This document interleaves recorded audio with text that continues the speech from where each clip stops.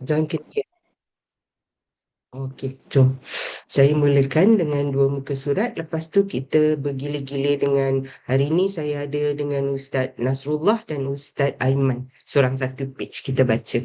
Kita أعوذ بالله من الشيطان الرجيم بسم الله الرحمن الرحيم الحمد لله رب العالمين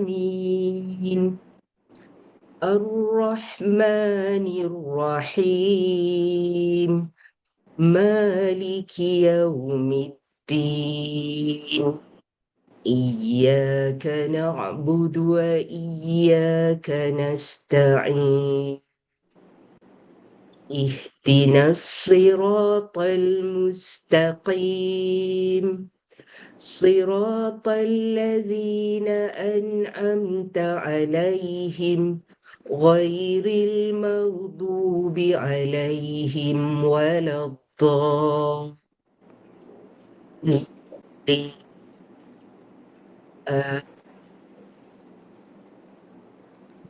بسم الله الرحمن الرحيم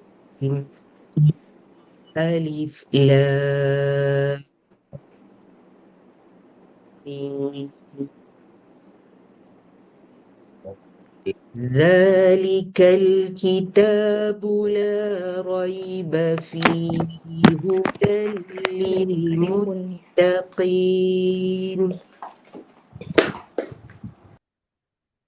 الذين يؤمنون بالغيب ويقيمون الصلاة ومما رزقناهم ينفقون والذين يؤمنون بما أنزل إليك وما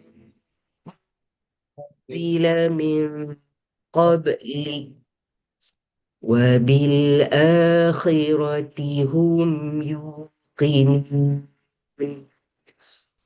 أولئك على هدى من ربهم وأولئك هم المفلحون. Okey, Hajar nak sambung Hajar? Okay. إن الذين كفروا سواء عليهم أأنذرتهم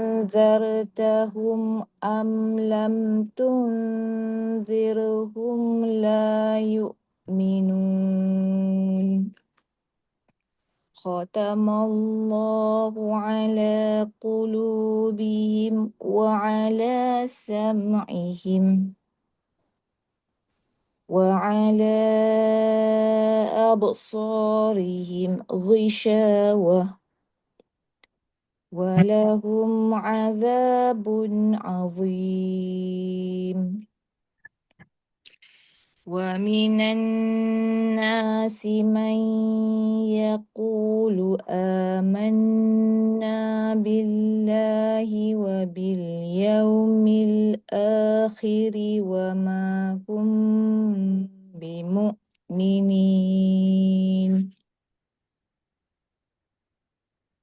يخادعون الله والذين آمنوا وما يخدعون إلا أنفسهم. Mundur daripada وما يخدعون إلا أنفسهم وما يشعرون في قلوبهم مرض فزادهم الله مرضا ولهم عذاب أليم بما كانوا يكذبون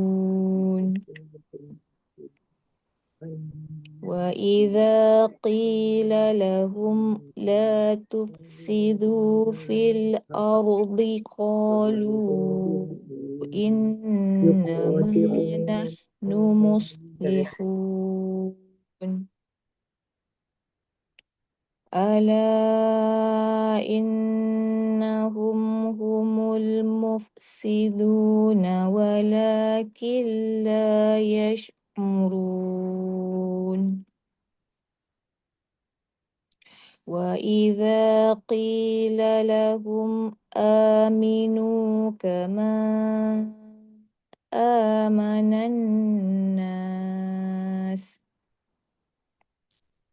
قالوا أنؤمن كما آمن السفهاء ألا إنهم هم السفهاء ولكن لا يعلمون وإذا لقوا الذين آمنوا قالوا آمنا وإذا خلوا إلى شياطينهم قالوا إنا معكم إنما نحن مستهزئون الله يستهزئ بهم ويمدهم في طغيانهم يعمهون أولئك الذين اشتروا الضلالة بالهدى فما ربحت تجارتهم وما كانوا مهتدين. Sambung Nasrullah. Yes, Ustazah. Okay, alright.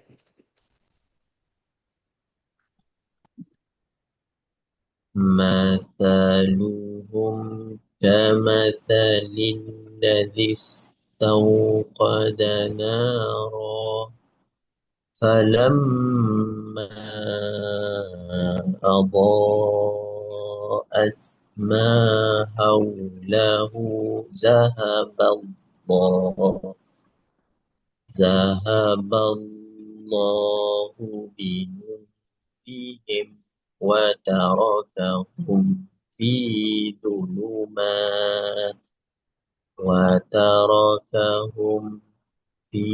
ظلمات لا يبصرون صم بكم عمي فهم لا يرجعون أو كصيب من السماء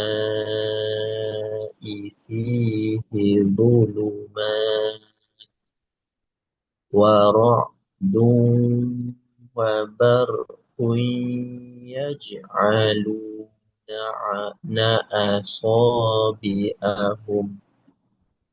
أصابعهم في آذانهم من الصواعق حذر الموت والله محيط بالكافرين يكاد البرق يخطف أبصارهم كلما أضاء لهم مشوا فيه وإذا لما عليهم قاموا ولو شاء الله لذهب بسمعهم وأبصارهم إن الله على كل شيء قدير يا أيها الناس اعبدوا ربكم الذي خلقكم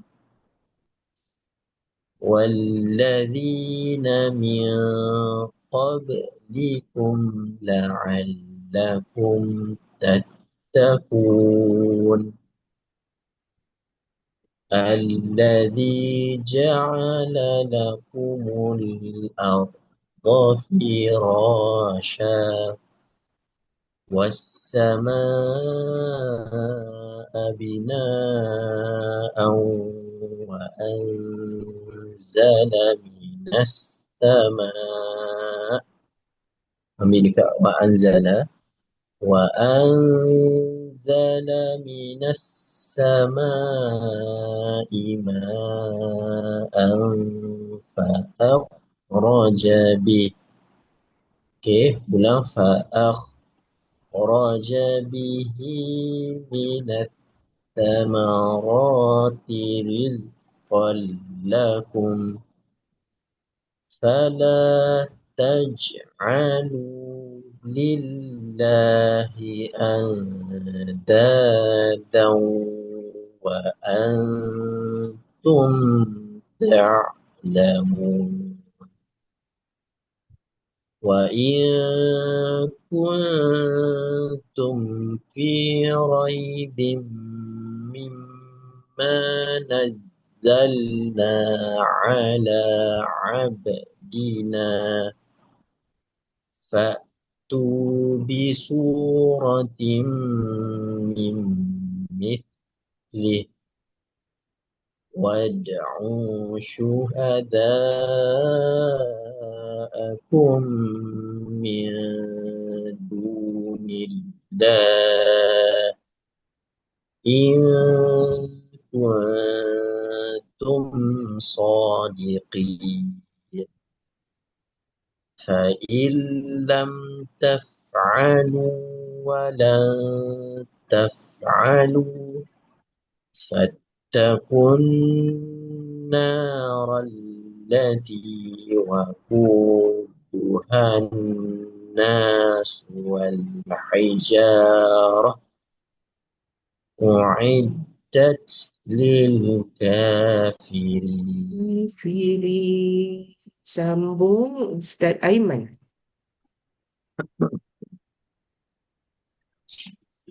وبشر الذين آمنوا وعملوا الصالحات أن لهم جنات تجري من تحتها الأنهار كلما رزقوا منها من ثمرة رزقا قالوا هذا الذي رزقنا من قبل وأتوا به متشابها ولهم فيها أزواج مطهرة وهم فيها خالدون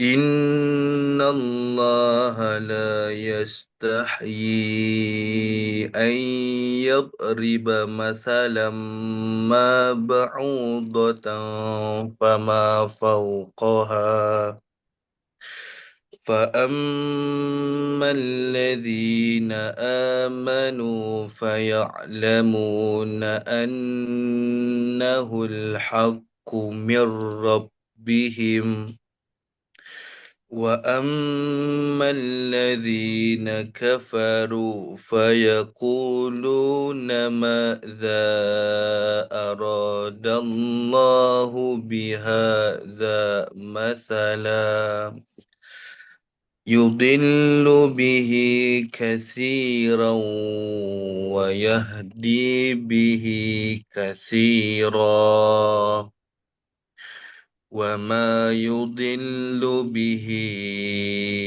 إلا الفاسقين الذين ينقضون عهد الله من بعد ميثاقه ويقطعون ما أمر الله به أن يوصل ويفسدون في الأرض أولئك هم الخاسرون كيف تكفرون بالله وكنتم أمواتا فأحياكم ثم يميتكم ثم يحييكم ثم إليه ترجعون هو الذي خلق لكم ما في الأرض جميعا ثم استوى إلى السماء فسواهن سبع سماوات وهو بكل شيء عليم وإذ قال kejap alamak. Macam mana tak boleh tutup benda ni? Okey. وإذ قال ربك للملائكة إني جاعل في الأرض خليفة قالوا أتجعل فيها من يفسد فيها ويسفك الدماء ونحن نسبح بحمدك ونقدس لك قال إني أعلم ما لا تعلم وعلم آدم الأسماء كلها ثم عرضهم على الملائكة فقال أنبئوني بأسماء هؤلاء إن كنتم صادقين قالوا سبحانك لا علم لنا إلا ما علمتنا إنك أنت العليم الحكيم قال يا آدم أنبئهم بأسمائهم فلما أنبأهم بأسمائهم قال ألم أقل لكم إني أعلم غيب السماوات والأرض وأعلم ما تبدون وما كنتم تكتمون وإذ قلنا للملائكة اسجدوا لآدم فسجدوا إلا إبليس أبى. Kata balik ya, فسجدوا إلا إبليس أبى واستكبر وكان من الكافرين وقلنا يا آدم اسكن أنت وزوجك الجنة وكلا منها رغدا حيث شئتما ولا تقربا هذه الشجرة فتكونا من الظالمين فأذلهما الشيطان عنها فأخرجهما مما كانا فيه وقلنا اهبطوا بعضكم لبعض عدو ولكم في الأرض مستقر ومتاع إلى حين فتلقى آدم من ربه كلمات فتاب عليه إنه هو التواب الرحيم. Okey, kejap Hajar.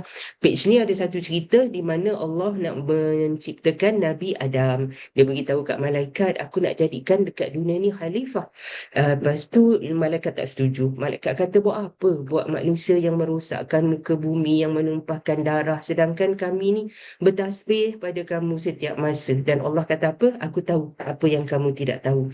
Dan Allah ajar Nabi Adam segala nama, benda-benda. Dan lepas tu dia tanya malaikat, cuba beritahu apa nama benda-benda ni kalau kamu betul-betul orang yang benar lah. Bukan orang, malaikat lah. In kuntum sadiqin. Malaikat kata apa? Maha suci Allah, kami tak tahu. Engkau lah yang tahu semua ni. Lepas tu Allah suruh Nabi Adam beritahu nama benda-benda tu. Nabi Adam dapatlah beritahu apa semua nama benda-benda yang Allah tanya tu. Dan di hujung page tu bila Allah cakap kat malaikat sujud pada Nabi Adam, semua sujud kecuali iblis. Lepas tu Allah cakap pada Nabi Adam, duduklah kamu dan isterimu di syurga dan cuma jangan dekati pokok ini kan, nanti kalau dekati jadilah kamu orang yang zalim. Dan mereka digoda syaitan untuk menghampirinya, dan lepas tu Allah turunkan Nabi Adam dan Hawa ke muka bumi dan berkata, kamu akan menjadi musuh sesama kamu. Itulah cerita page yang kita baca tadi secara ringkas. Jom sambung Hajar. قلنا اهبطوا منها جميعا فإما يأتينكم مني هدى فمن تبع هداي فلا خوف عليهم ولا هم يحزنون والذين كفروا وكذبوا بآياتنا أولئك أصحاب النار هم فيها خالدون يا بني إسرائيل اذكروا نعمتي التي أنعمت عليكم وأوفوا بعهدي أوف بعهدكم وإياي فارهبون وآمنوا بما أنزلت مصدقا لما معكم ولا تكونوا أول كافر به ولا تشتروا بآياتي ثمنا قليلا وإياي فاتقون ولا تلبسوا الحق بالباطل وتكتموا الحق وأنتم تعلمون وأقيموا الصلاة وآتوا الزكاة واركعوا مع الراكعين واركعوا مع الراكعين أتأمرون الناس بالبر وتنسون أنفسكم وأنتم تتلون الكتاب أفلا تعقلون واستعينوا بالصبر والصلاة وإنها لكبيرة إلا على الخاشعين الذين يظنون أنهم ملاقو ربهم وأنهم إليه راجعون يا بني إسرائيل اذكروا نعمتي التي أنعمت عليكم وأني فضلتكم على العالمين واتقوا يوما لا تجزي نفس عن نفس شيئا ولا يقبل منها شفاعة ولا يؤخذ منها عدل ولا هم ينصرون. Nasrullah. وإذ نجيناكم من آل فرعون. Sekali lagi. وإذ نجيناكم من آل فرعون يسومونكم سوء العذاب يذبحون أبناءكم ويستحيون نساءكم وفي ذلكم بلاء من ربكم عظيم وإذ فرقنا بكم البحر فأنجيناكم وأغرقنا آل فرعون وأنتم تنظرون وإذ واعدنا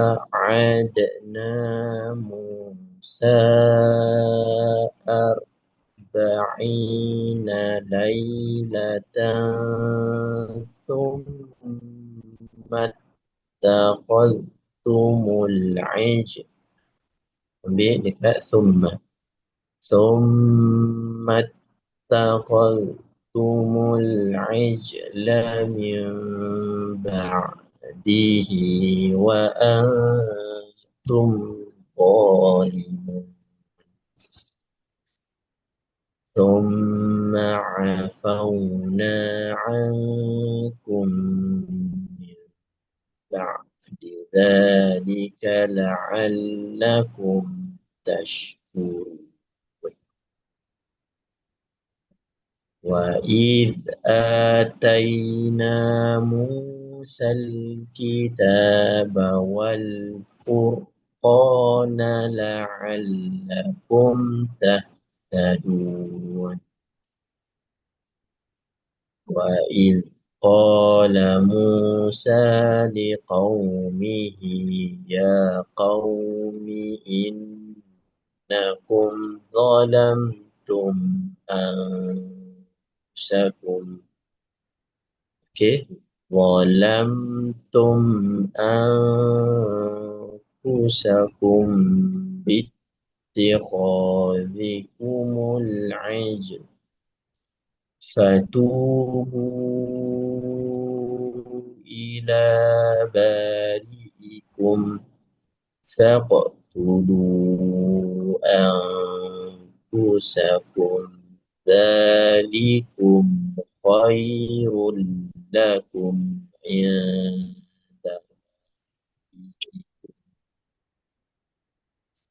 ذلك ambil dekat ذلكم خير لكم عند بارئكم فتاب عليكم إنه هو التواب الرحيم وإذ قلتم يا موسى لن نؤمن لك حتى نرى الله جهرة فأخذتكم الصاعقة وأنتم تنظرون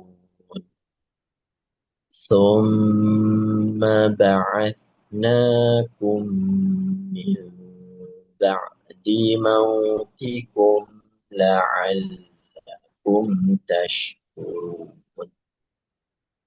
وظللنا عليكم الغمام وأنزلنا عليكم المن والسلوى كلوا من طيبات ما رزقناكم وما ظلمونا ولكن كانوا أنفسهم يظلمون. Dekat bawah tu sikit ada cerita Bani Israel masa zaman Nabi Musa, dia kata kami tak akan beriman sehingga kami nampak Allah jahrah, ni maksudnya betul-betul depan mata. Lepas tu kena petik. Lepas tu tapi yang bagusnya Allah hidupkan semula ba'asnakum tu selepas dia dimatikan sekejap sebab peti tu. Semoga mereka bersyukur. Dan antara kelebihan yang dapat Bani Israel ni ada awan melindungi, diturunkan manna wasalwa, makanannya burung puyuh dengan madu. Allah kata makanlah daripada makanan yang baik yang kami rezekikan pada kamu. Jangan zalimi diri sendiri. Jom sambung Aiman.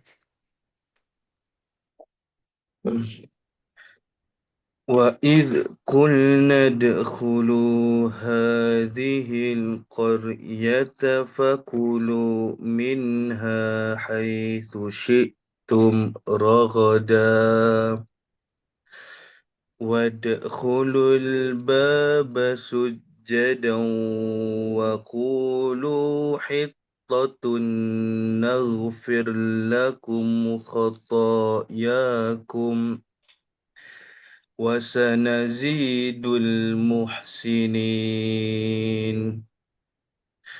فبدل الذين ظلموا قولا غير الذي قيل لهم فأنزلنا على الذين ظلموا رجزا من السماء. Saya ulang balik. رجزا من السماء بما كانوا يفسقون وإذ استسقى موسى لقومه فقلنا اضرب بعصاك الحجر فانفجرت منه 12 عينا قد علم كل أناس مشربهم كلوا واشربوا من رزق الله ولا تعثوا في الأرض مفسدين وإذ قلتم يا موسى لن نصبر على طعام واحد فادع لنا ربك يخرج لنا مما تنبت الأرض من بقلها وكثائها وفومها وعدسها وبصلها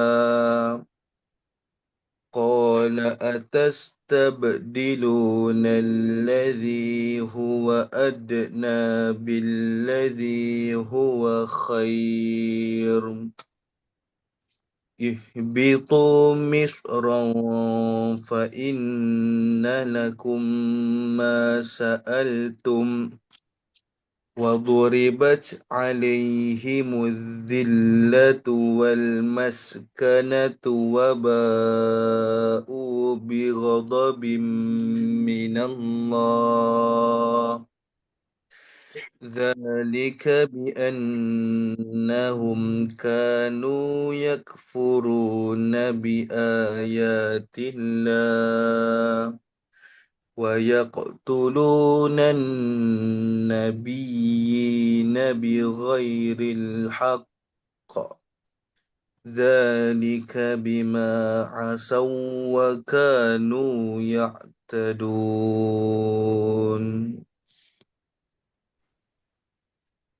إن الذين آمنوا والذين هادوا والنصارى والصابئين من آمن بالله واليوم الآخر وعمل صالحا فلهم أجرهم عند ربهم ولا خوف عليهم ولا هم يحزنون وإذ أخذنا ميثاقكم ورفعنا فوقكم الطور خذوا ما آتيناكم خذوا ما آتيناكم بقوة واذكروا ما فيه لعلكم تتقون ثم توليتم من بعد ذلك فلولا فضل الله عليكم ورحمته لكنتم من الخاسرين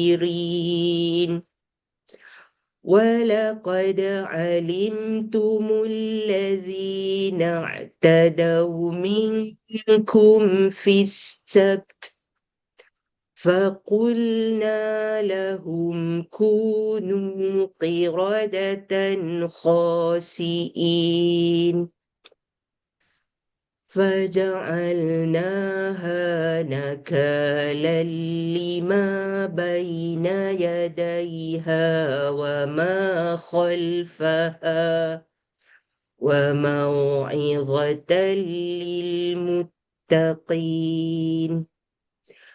وإذ قال موسى لقومه إن الله يأمركم أن تذبحوا بقرة قالوا أتتخذنا هزوا قال أعوذ بالله أن أكون من الجاهلين.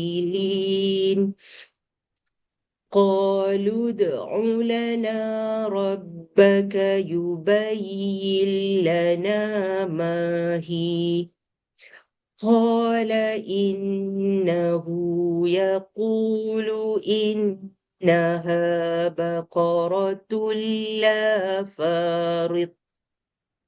Patah balik إنها بقرة لا فارض ولا بكر عوان بين ذلك فافعلوا ما تؤمرون.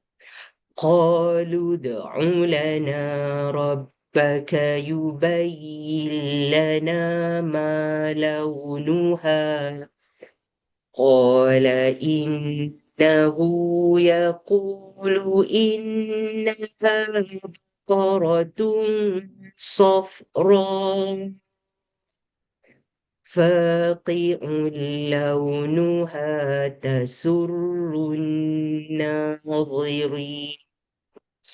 Muka surat ni mula bercerita tentang tajuk surah ini, iaitu surah Al-Baqarah. Masa Allah perintahkan kaum Nabi Musa untuk menyembelih lembu. Dari kalau tafsir Qurannya ada satu peristiwa, ada seorang tu terbunuh. Dan nak membuktikan siapa yang bunuh, sebab tak tahu siapa pembunuhnya, Allah suruh sembelih seekor lembu betina. Dan semula-mula dia tak nak buat. Dia cakap dengan Nabi Musa, kamu ni you must be joking lah, something like that lah maksudnya tu. Nabi Musa kata, aku berlindung dengan Allah daripada menjadi orang yang jahil. Aku serius lah maksudnya. Dan bila dia terpaksa kena buat tu, dia tanya, dia suruh Nabi Musa tanya, lembu macam mana nak kena sembelih ni? Nabi Musa pun explain lah yang tak pernah membajak sawah. Lepas tu cuba tanya lagi, tanya Tuhan kamu lagi, macam mana lagi, apa rupa pula, apa warna, launa ni warna, apa warna lembu tu? Nabi Musa kata, Allah kata lembu tu warna kuning, macam itu yang sedap mata memandang. Lepas tu tanya lagi, sebenarnya dalam hati tu tak nak buat sebenarnya. Jom sambung Hajar. قالوا ادع لنا ربك يبين لنا ما هي إن البقرة شابه علينا وإنا إن شاء الله لمهتدون. قال إنه يقول إنها بقرة لا ذلول تثير الأرض ولا تسقي الحرث مسلمة لا شية فيها. قالوا الآن جئت بالحق فذبحوها وما Pendek Hajar, fazabahu. فذبحوها وما كادوا يفعلون. وإذ قتلتم نفسا فادارأتم فيها والله مخرج ما كنتم تكتمون. فقلنا اضربوا ببعضها كذلك يحيي الله الموتى ويريكم آياته لعلكم تعقلون ثم قست قلوبكم من بعد ذلك فهي كالحجارة أو أشد قسوة وإن من الحجارة لما يتفجر منه الأنهار وإن منها لما يشقق فيخرج منه الماء وإن منها لما يهبط من خشية الله وما الله بغافل عما تعملون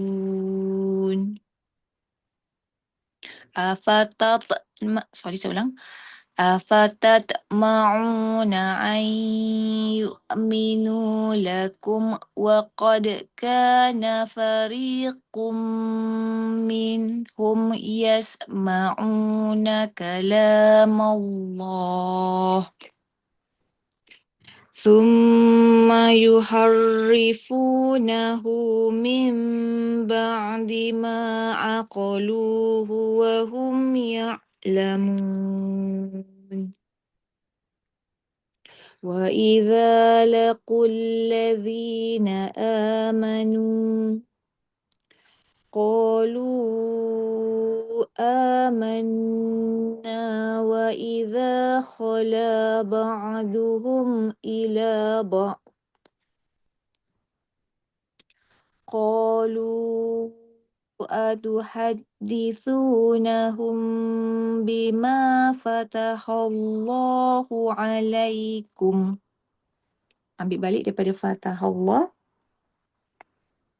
فتح الله عليكم ليحاجوكم به عند ربكم أفلا تعقلون. Okey. Apa ni akhir cerita lembu tadi, bila akhirnya dia orang dah sembelih, Allah suruh ambil satu bahagian, pukul pada si mati tadi, dan si mati itu bangun dan beritahu siapa yang bunuh dia. Jadi itulah cerita Al-Baqarah. Jom sambung Aiman. Nasrullah. أولا يعلمون أن الله يعلم ما يسرون وما يعلنون ومنهم أميون لا يعلمون الكتاب إلا أماني وإن هم إلا يظنون فويل للذين يكتبون الكتاب بأيديهم ثم يقولون هذا من عند الله ليشتروا به ثمنا قليلا فويل لهم مما كتبت أيديهم وويل لهم مما يكسبون وقالوا لن تمسنا النار إلا أياما معدودة قل أتخذتم عند الله أهدا فلن يخلف الله عهده أم تقولون على الله ما لا تعلمون بلى من كسب سيئة وأحاطت به خطيئته فأولئك أصحاب النار هم فيها خالدون والذين آمنوا وعملوا الصالحات أولئك أصحاب الجنة هم فيها خالدون وإذ أخذنا ميثاق بني إسرائيل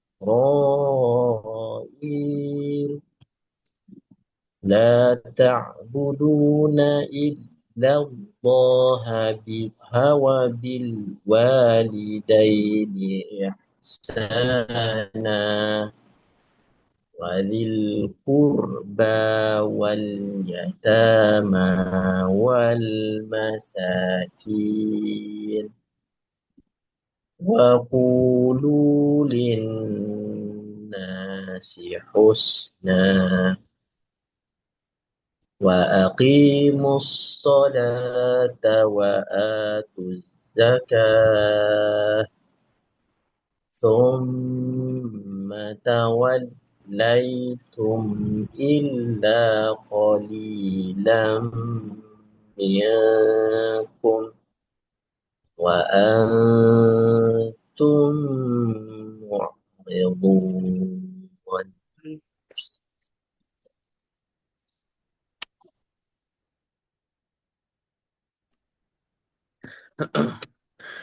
وإذ أخذنا ميثاقكم لا تسفكون دماءكم ولا تخرجون أنفسكم من دياركم ثم أقررتم وأنتم تشهدون ثم أنتم هؤلاء تقتلون أنفسكم وتخرجون فريقا منكم من ديارهم تظاهرون عليهم بالإثم والعدوان وإن يأتوكم أسارى تفادوهم وهو محرم عليكم إخراجهم أفتؤمنون ببعض الكتاب وتكفرون ببعض فما جزاء من يفعل ذلك منكم إلا خزي في الحياة الدنيا ويوم القيامة يردون إلى أشد العذاب وما الله بغافل عما تعملون أولئك أولئك الذين اشتروا الحياة الدنيا بالآخرة فلا يخفف عنهم العذاب ولا هم ينصرون ولقد آتينا موسى الكتاب وقفينا من بعده بالرسل وآتينا عيسى ابن مريم البينات وأيدناه بروح القدس أفكلما جاءكم رسول بما لا تهوى أنفسكم saya ulang balik بما لا تهوى أنفسكم استكبرتم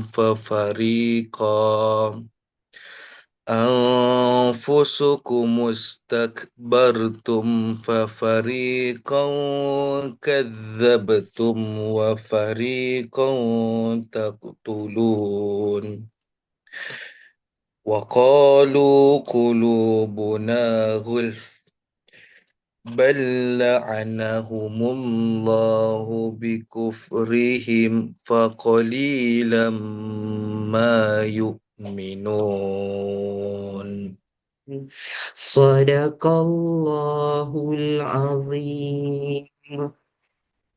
Terima kasih semua. Alhamdulillah, sesi satu kita tengah hari ni kita tak ada. Kita bagi laluan untuk yang lelaki pergi solat Jumaat. InsyaAllah kita sambung esok pagi jam 7. Ya, okay. Jaga diri semua. Assalamualaikum. Terima kasih Ustazah. Terima kasih Sama. semua. Terima kasih semua. Terima kasih Ustazah. Terima kasih.